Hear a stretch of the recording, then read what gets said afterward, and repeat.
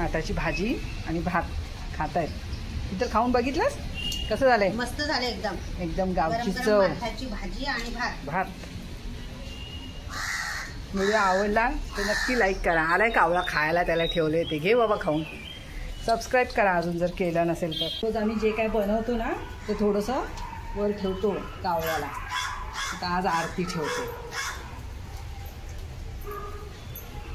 मस्त हिरवळ तयार झाली पावसामुळे। चांगली स्वच्छ होती, धुवून घेतलेली आम्ही। आता तिला चिरून घेतोय बारीक। जास्त बारीक पण चिरायची गरज नाही, एकदम मस्त कोवळी कोवळी भाजी आहे, लगेच शिजल। शिल्पा चिरते। आता आपण माठाच्या भाजीला फोडणी देणार आहोत। त्याच्यासाठी तेल चांगलं तापून घेतलंय। त्याच्यामध्ये लसूण टाकून घ्यायची आणि मिरची, दुसरं काही फोडणीला टाकायचं नाही। लसणीची आणि मिरचीचीच फोडणी करायची फक्त। लसूण चांगली लाल झाली तेलामध्ये त्या मिरची टाकून घ्यायची। मिरची पण आम्ही बारीक चिरले तिखटपणा भाजीमध्ये उतरण्यासाठी। आता मिरची टाकून घ्यायची। एकदम साधी सरळ भाजी आहे।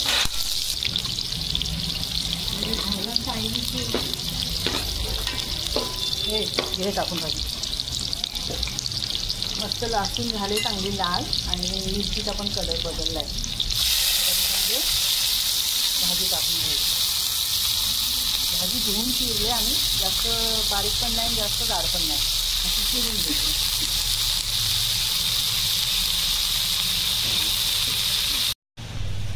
आता काय टाकणार शिल्पा याच्यामध्ये? मीठ थोडंसं।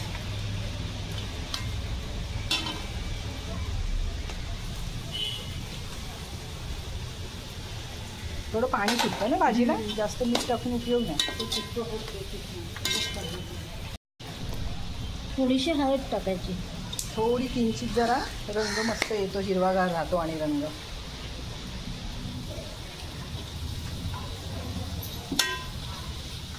कमी तेलात होते भाजी, पण एकदम पौष्टिक आहे आणि पोट एकदम साफ होतं खाल्ल्यानंतर, आणि बाधत पण नाही। जशी मेथीची भाजी खाल्ल्यावर काही लोकांना पित्ताचा वगैरे त्रास होतो, तसं हे नाही। ही एकदम पौष्टिक भाजी आहे, पचायला एकदम हलकी।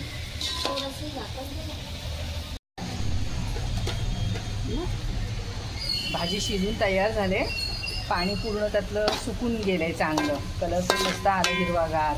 थोडी किंचित हळद पण टाकले ना, त्यामुळे असा रंग बदलतो। घे काढून। माठाची भाजी आणि भाकरी ते थोडंसं वर ठेवतो कावळ्याला। आता आज आरती ठेवते।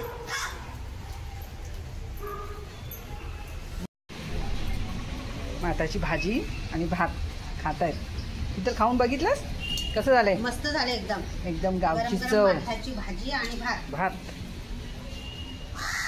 व्हिडिओ आवडला तर नक्की लाईक करा। आलाय कावळा खायला, त्याला ठेवले ते घे बाबा खाऊन। सबस्क्राईब करा अजून जर केलं नसेल तर।